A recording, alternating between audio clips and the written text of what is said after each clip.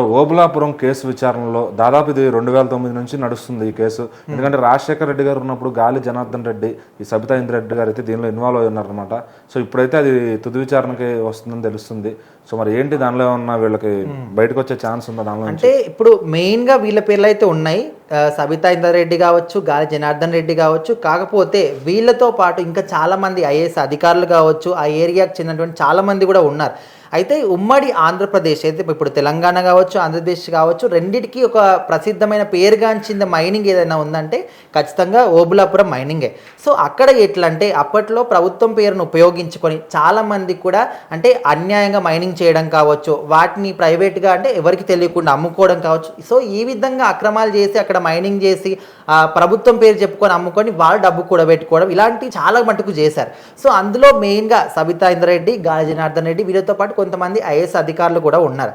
అయితే ఇప్పుడు అప్పట్లో ఒక సిబిఐ ఏం చేసిందంటే 2009లో అంటే వీళ్ళకి సిబిఐకి అయితే ఈ కేసును అప్పగించారు. లోతుగా దర్యాప్తు చేయండి, దీని వెనకాల ఎవరున్నారు ఏంటి అనే విధంగా అప్పుడు అప్పగించారు. సో దాదాపుగా ఒక 15 ఏళ్ళు గడుస్తుంది. ఈ 15 ఏళ్ల పాటు సుదీర్ఘమైన విచారణ జరిపి వాళ్ళైతే అప్పట్లో 2022లో కూడా ఒక విచారణ అయితే కోర్టుకు అప్పగించారు. సో ఆ తర్వాత మళ్ళీ లోతుగా దర్యాప్తు చేసి ఇప్పుడు ఈరోజు మాత్రం ఒక తుది తీర్పు మాత్రం దీని గురించి ఇవ్వడం జరుగుతుంది. సో దీనికోసమనే గాలి జనార్దన్ రెడ్డి అదేవిధంగా సబితా రెడ్డి ఇద్దరు కూడా కోర్టుకు అయితే వెళ్ళనున్నారని తెలుస్తుంది. సో మరి ఇలాంటివన్నీ కూడా అప్పట్లో చేశారు కాబట్టి స్టిల్ ఇప్పటికి కూడా వీళ్ళ మీద కొన్ని అభియోగాలు వస్తూనే ఉన్నాయి. అంటే వాళ్ళు ఏ పార్టీలో ఉన్నా, ప్రభుత్వం అధికారంలో ఉండని లేకపోని వాళ్ళు ఏ పార్టీలో ఉన్నా కూడా వాళ్ళకు ఉన్నటువంటి ఒక చెడ్డ పేరు మాత్రం ఖచ్చితంగా ఉంటుంది. ఇప్పుడు ఫర్ ఎగ్జాంపుల్ మనం రోజాను కూడా తీసుకోవచ్చు.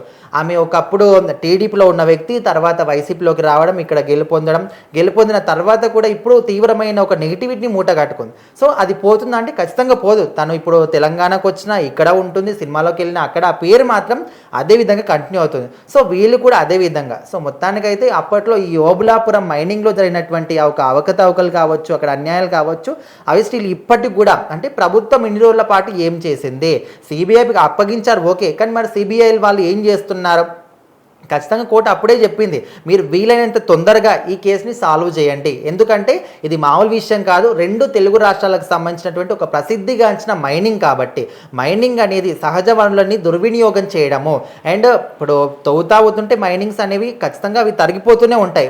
ఇప్పుడు గాలి జనార్దన్ రెడ్డి గారు వాళ్ళ అబ్బాయి పెళ్లి దాదాపు 600 కోట్లు ఖర్చు పెట్టి పెళ్లి చేశారు. అంటే ఆ మైనింగ్ మీద అన్ని వేల కోట్లు లక్షల కోట్లు సంపాదించారనుకోవచ్చు. అంటే మనము ఇది బయటికి కనిపిస్తున్నాయి, ఓన్లీ బయటికి కనిపించేటివే ఇవి. ఎట్లా అంటే ఒక పెళ్లి చేశారు, ఇన్ని కోట్లు కట్ చేశారు, ఒక దావత్ చేశారు, ఇన్ని కోట్లు కట్ చేశారు, ఒక ఇల్లు కట్టుకున్నారు, ఇన్ని కోట్లు కట్ చేశారు, ఇది బయటికి కనిపిస్తాయి. కానీ వాళ్ళు కనిపించకుండా ఎవరికి తెలియకుండా వాళ్ళ రిలేటివ్స్ పేర్ల మీద భూములు కొనుగోలు చేయడం కావచ్చు, ఆస్తులు మూట కట్టుకోవడం కావచ్చు, ఇంకా బ్లాక్ మనీ ఎంత ఉందో, సో ఇవన్నీ కూడా ఖచ్చితంగా ఇలాంటి మైనింగ్ పేర్లు ఉపయోగించుకొని వాళ్ళు కూడబెట్టుకునే డబ్బులే.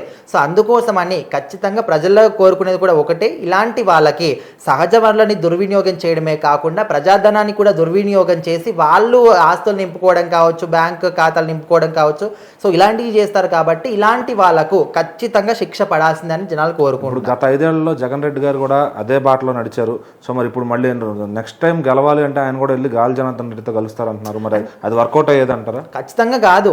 ఎందుకంటే ఇప్పుడు ఒక సన్యాసి రాసుకుంటే బూడిద రాలుతుంది అంటారు. సో ఆ విధంగా వాళ్ళు కలుసుకుంటే ఏది కాదు. మీరు గెలవాలని అనుకుంటే ఖచ్చితంగా జనాల కోసం పోరాటం చేయండి. ఏదైతే ఇప్పుడు ప్రభుత్వం ఇచ్చిన హామీలు కావచ్చు, వాటిని నెరవేరుస్తున్నారా లేదా, పనులు సక్రమంగా జరుగుతున్నాయా లేదా అని మీరు అసెంబ్లీకి వెళ్ళి వాయిస్ రేజ్ చేసి వాళ్ళ తరపున ప్రజల తరపున మాట్లాడితే వాళ్ళు మీకు ఓటేసే ఒక అంటే అలాంటి ఒక ఛాన్స్ అనేది ఉంటుంది. కానీ ఏదో నేను అన్యాయం చేసిన వాళ్ళ దగ్గరికి వెళ్ళి వాళ్ళకి సపోర్ట్ చేస్తా, ఆయనతో పొత్తి కొడితే నేను గెలుస్తాను అనుకోవడం ఖచ్చితంగా ఇది ఒక అవివేకం అనుకోవచ్చు. సో ఖచ్చితంగా ఈరోజు వచ్చే తీర్పులో మాత్రం మరి వీళ్ళకు అనువుగా వస్తుందా తీర్పు, లేకపోతే శిక్ష పడుతుందని దాని గురించి అయితే వెయిట్ చేస్తున్నారు.